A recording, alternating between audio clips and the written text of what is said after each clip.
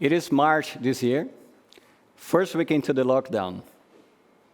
I'm walking into the door of my workshop. I have a textile studio in Amsterdam. The heating has been off, it's been a long time. So this big warehouse is dark, it's cold, it's empty. I'm seated there alone, looking at all these orders that have been canceled.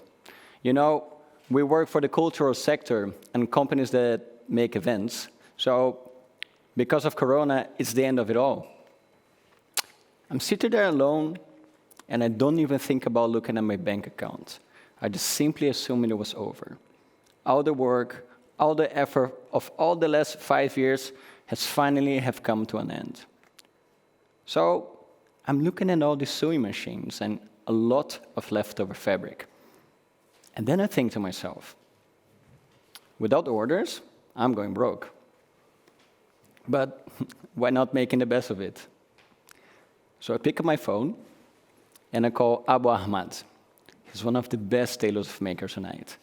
And I tell him, hey man, I have no money, no orders. Corona is the end of it all. But can we do something with all this leftover fabric? So it took me a second, and then he answered to me with this very nice Syrian accent. Mondkapje. Him in a face mask. All that I can remember is on the next day, he's walking into the workshop with his son, his cousin, his friends, and we started making face masks to donate to the homeless people in Amsterdam. There will be a much better use to our dead stock fabric. And at that point, I realized that this is going to be the most honorable way to go down. Going bankrupt in March this year was not going to be my first time. But before I dive into my own story, let's make a pause for step number 1. Change is a phone call away. When looking at global challenges, the most of us tend to see this giant Goliath standing in front of us. It's like this big hairy monster that stops us from moving. But if we dare to face this giant, our actions can have a domino effect, creating a chain of change. The moment you realize that, making a simple phone call can be the moment you start to change the world. So let me tell a little bit about my own story. I was born in São Paulo, in Brazil, son of a Dutch mother and a Brazilian father. In Brazil, the extent of inequality is so big that you can see homeless children knocking on the windows of Ferraris, begging for money to survive. Being exposed to this reality made me get the drive to want change. So I went to work on social projects as a designer. I wanted to go to Africa to design water pumps and this sort of things. So as a creative, I would never want to have a job where I would have to wear a tie. But funny enough, when I was 18, I had to start working at a bank because my parents could not afford my studies. On the other hand, working at a bank, I was in contact with business people every day.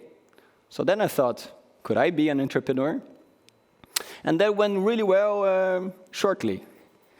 I quit the bank, started to sell cars, quit the cars, started to sell clothes, and everything went really fast. I was just 22. And then classic mistake, I forgot about the social causes because I was busy making money. Well, they say, what comes fast, goes fast. And I made a series of wrong decisions, and before turning 23, I went broke. Being with empty pockets at first gave me an impression of having nothing. But this is when I started to learn step number 2. Be resourceful. Being resourceful actually means looking at what you have instead of what you're missing. Being left without money, I was confronted for the first time with the opportunity of making a possibility out of nothing.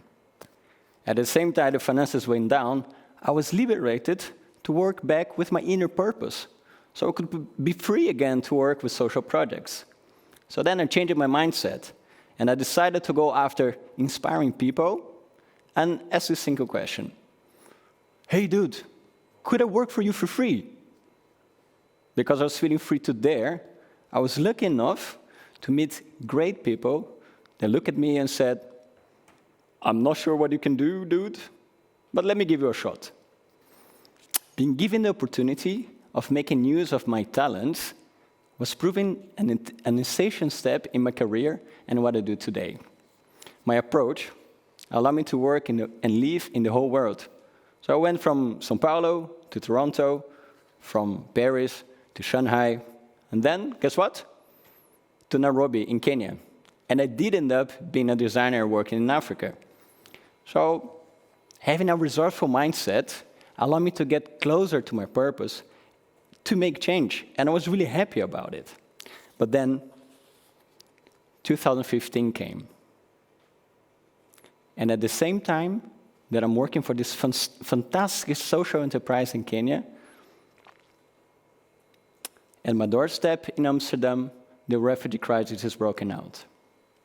And thousands of newcomers are trying desperately to come to Europe in desperate search for safety and a home. There's thousands of men, of women, of children who lost everything because of war. And I come in here, ending up with nothing.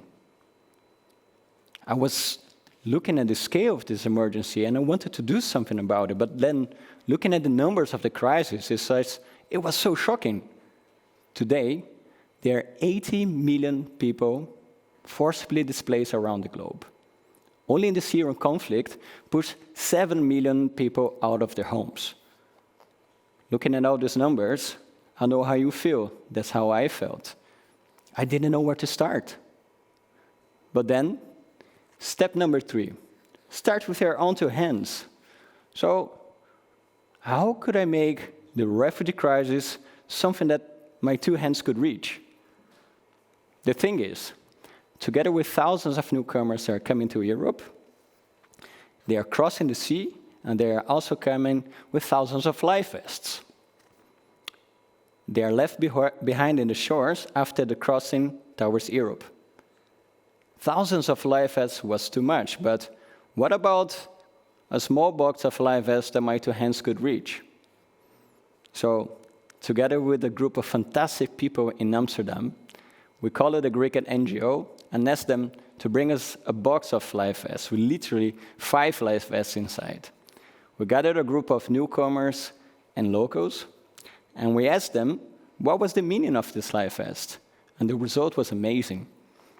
As contrary to what the media was depicting or talking about the life vest as this icon of tragedy, we saw there newcomers telling us that life vests are actually a symbol of hope. It is the only hope they have when crossing the sea towards Europe. So, while the world was talking about a tragedy, what we saw there was a beautiful opportunity to talk about a positive story. So then, with these life vests and one sewing machine, we made this ribbon, a symbol of hope, and created a campaign called Ribbons Life. We ended up making thousands of ribbons. And we supported local NGOs, and it was a big party. But something happened during that process was going to change my life forever. One of the tailors supporting to make these ribbons is named Hassan. It's a young boy who was born and raised in Aleppo, Syria. Hassan and I got very well along during the making of these ribbons. And he came to me and shared his dream that actually was to be a computer engineer.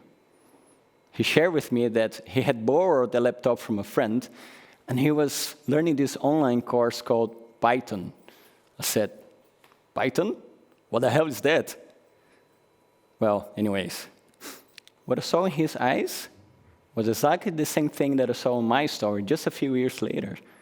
I saw talent in search for opportunity. So then, what is the step number 1 to change the world? Pick up the phone call. So I called a coding school, and I connected Hassan to them. and he learned so much that today he's a successful programmer working in Amsterdam. He even now is giving me stories about artificial intelligence. So then I thought, whoa, what about if I create a company where my business is to repeat the story of Hassan over and over again? This is when Makers Unite was born. We developed a talent development program for newcomers to recognize their talent, and then we connect them to the next professional step. And with those ribbons, we started to make more and more products together. The products are sold to sustain the programs. So the more products we sell, the more people who can benefit, and that became our job.